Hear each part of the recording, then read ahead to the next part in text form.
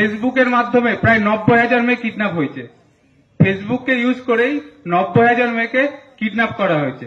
তো যেসব মেয়ে বা ছেলেরা আছে তাদেরকে বলবো, বাইরে থেকে কোনো অজানা কেউ যদি ফ্রেন্ড রিকোয়েস্ট পাঠায়, কেউ কোনো রকম ভাবে সেটাকে একসেপ্ট করবে না। আর আরেকটা নতুন দেখা দিচ্ছে, আমাদের থানায় এসেছিল ক্লাস 6-এ পড়ে একটা মেয়ে, 12 বছর না 13 বছর বয়স, ক্লাস 6-এ পড়ে। মেয়েটার মায়ের মোবাইলে ইনস্টাগ্রাম করে। ইনস্টাগ্রাম শুনেছেন, বাচ্চারা ছোটরা করে, বড়রা অনেকে শোনেনি, ইনস্টাগ্রাম করে। মেয়েটাকে একটা অ্যাকাউন্ট থেকে ফ্রেন্ড রিকোয়েস্ট এসছে, নাম বান্ধবীর নাম করে একটা রিকোয়েস্ট এসছে, বন্ধু এসছে। এবার সেটাকে কি করেছে, একসেপ্ট করেছে, যে আমার বান্ধবী তো আমাকে ফ্রেন্ড রিকোয়েস্ট পাঠিয়েছে, আমি এটা একসেপ্ট করি। দিয়ে বান্ধবীর সাথে কথা বলছে, দিয়ে কিছুক্ষণ পর ভিডিও কল করেছে। তো মেয়েটা ভিডিও কল ধরেছে, যে বান্ধবী আমাকে ভিডিও কল করছে, আমি ভিডিও কলটা ধরি। যখনই ভিডিও কলটা করেছে, আমি যদি ভিডিও কল ধরি, আমার এদিকে আমার মুখ, অন্যদিকে কার মুখ থাকবে, অন্যজনের মুখ। সেদিকে কি দেখা গেছে, একটা ছেলে উলঙ্গ অবস্থায় দাঁড়িয়ে আছে। সেটাকে কি করেছে, 10 সেকেন্ডের জন্য সেই স্ক্রিন রেকর্ড করে নিয়েছে, দিয়ে সেটাকে ফেসবুকে ছাড়ছে। দিয়ে মেয়ের মা বাবার কাছে দাবি করছে, এটা আমি আবার ছেড়ে দেবো, আরো ভাইরাল করব, যদি আমাকে 20,000 বা 30,000 টাকা না দেন। তো বাচ্চাদের হাতে বলে না যে মোবাইল দিতে হয় না, তো কিছু কারণের জন্য বলছি বাচ্চারা এগুলো বোঝে না। ক্লাস 6-এ পড়ে আমি কি বুঝবো, অতটা বোঝার ক্ষমতা নেই। যে 10 সেকেন্ডে যদি ভিডিও হয়ে যায়, মুখটা যদি এদিকে থাকে, অন্যদিকে যদি কোনো একটা বাজে ছবি থাকে, সেটা তো সবারই সম্মাননীয় হয়, সে ছোট হোক বা বড়। তো মোবাইলে যদি কোনো আননোন জায়গা থেকে রিকোয়েস্ট আসে, যাকে চিনেনি না, তাদেরকে কাউকে একসেপ্ট করবেন না কোনো সময়। আপনাকে ফোন করলো, ফোন করে বলছেন আপনার নামেই আধার কার্ড নাম্বার এটা, স্বামীর নাম এটা, বাড়ি এখানে, অ্যাড্রেস থানা এখানে, সব বললো, সব মিলে গেল। আপনি বললেন হ্যাঁ। তখন বলবে আপনার 1 লাখ টাকার একটা সোনার গয়না বিদেশ থেকে আসছিল আপনার নামে, সেটা কাস্টমে বা দিল্লি এয়ারপোর্টে বা কলকাতা এয়ারপোর্টে আটকে গেছে। তখন আপনি ভাববেন বা একটা সোনার গয়না পাওয়া যাবে, বা একটা 5 লাখ টাকার কোনো গিফট পাওয়া যাবে, খুশি হয়ে গেলেন। দিয়ে বললেন ঠিক আছে নিব, আমি কি করব? বলবে যে কাস্টমে আটকে গেছে, কাস্টমের টাকা চাইছে, 10,000 টাকা বা 15,000 বা 20,000 টাকা চাইছে। তো সেই টাকাটা আপনি আমাকে পাঠিয়ে দেন, ব্যাংক অ্যাকাউন্ট ডিটেলস দিল, পাঠিয়ে দিল। আপনি কি করলেন, একটা সোনার হার বা 2 লাখ টাকা বা 5 লাখ টাকার জন্য কি করলেন, 10,000 টাকা পাঠিয়ে দিলেন। আবার কিছুক্ষণ পরে ফোন করে বলবে রাস্তায় আসছিল, ট্রাফিকে আটকেছে, রাস্তায় আসছিল, সিআইডি আটকেছে, এরকম চলতেই থাকবে। এরকম করে করে রানীনগরের একজন মহিলা টোটাল লোন করে, বন্ধন থেকে লোন করে, বিভিন্ন জায়গা থেকে লোন করে টোটাল 7 লাখ টাকা দিয়েছেন।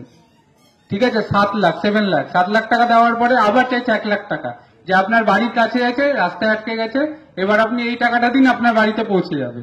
তারপরে মহিলা আর বাড়িতে গয়না পৌঁছানি, মহিলা কোথায় গেছে, আমাদের বহরমপুর সাইবার থানায় গেছে। তো যখনই কোনো সাইবার প্রতারণা হবে, একটা নাম্বার অবশ্যই মনে রাখবেন, যেটা এখানে লেখা আছে দেখুন, 1930, 1930। কি নাম্বারটা বললাম, 1930। এই নাম্বারটা সকলে মনে রাখবেন, 1930। যখনই দেখবেন আপনি কোনো সাইবার প্রতারণার ফাঁদে পা পড়েছেন, তখনই কি করবেন, 1930 নাম্বারে ফোন করবেন, আর লোকাল থানায় যাবেন, একটা জিডি করবে, বা লোকাল থানা আপনাকে বলে দিবে কি কাজ করতে হবে। কারণ এখান থেকে বহরমপুর সাইবার ক্রাইম থানা অনেকটা দূর, 1.5 ঘন্টা 2 ঘন্টা লেগে যায়। তো যে তার আগে যদি কমপ্লেনটা করে নেন, যদি আপনার সাইবার ফ্রড হয়, 1000 টাকা, 2000 টাকা, 50,000 বা 1 লাখ টাকা চলে গেছে, আপনি সঙ্গে সঙ্গে কি করবেন, 1930-এ ফোন করবেন, না লোকাল থানায় যোগাযোগ করবেন। কারণ যত তাড়াতাড়ি 1 ঘন্টার মধ্যে কমপ্লেন করতে পারলে আপনার টাকা আটকে থাকবে।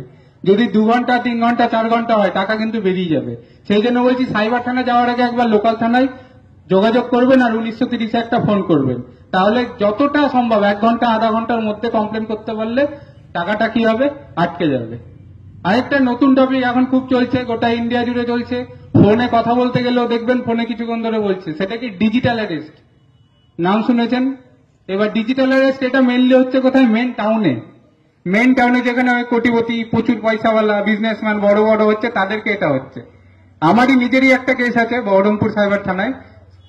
একজন স্কুল টিচার রিটায়ার্ড হয়েছে জাস্ট, ওনাকে ফোন করেছে, ফোন করে বলছে আপনার আধার নাম্বার এটা, আপনার ফোন নাম্বার এটা, আপনার 15টা ব্যাংক অ্যাকাউন্ট আছে। বলেছে হ্যাঁ, ওই ব্যক্তির 15টা ব্যাংক অ্যাকাউন্ট আছে।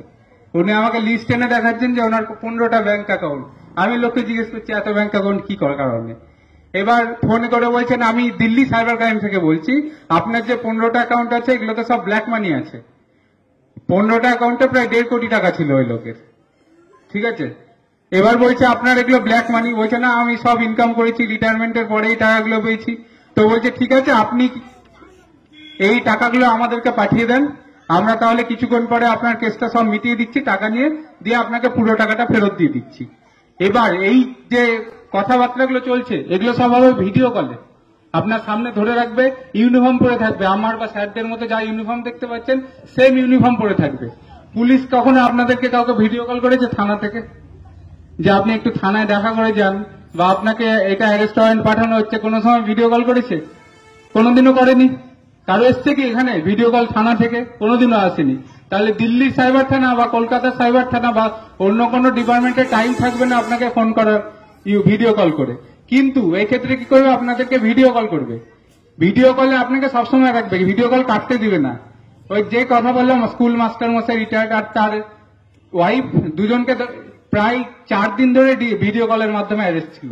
তারা যখন ঘুমাতেও গেছিল ওদের সামনে মোবাইলটা চার্জে দিয়ে দাঁড় করানো ছিল যে ওরা ঘুমাচ্ছে সেটাও দেখবেন। ওই মহিলাও সরকারি একজন কর্মচারী, মহিলা যখন অফিসে গেছিল ব্যাগের মধ্যে পার্সের ভিতরে মোবাইল সেটা চলছিল, মোবাইল কোনো সময় কাটতে দিত না তাদেরকে। দিয়ে এইভাবে অ্যারেস্ট করার 4 দিনের মাথায় প্রথমে 24 লাখ, তারপর 44 লাখ, তারপরে 26 লাখ টাকা দিয়েছে। টোটাল 90 লাখ টাকা দেওয়ার পরেও ভিডিও কলে কথা বলছে। দিয়ে সেই মুহূর্তে আমাদের সাইবার থানায় দৌড়ে এসছে, দিয়ে আমাকে বলছে স্যার এই যে পুলিশ থেকে থানা থেকে ফোন করছে। আমি দেখছি হ্যাঁ ইউনিফর্ম পরে একজন আছে, সঙ্গে সঙ্গে সেটা কেটে দিয়েছি, তারপরে সেটা কেস হয়েছে।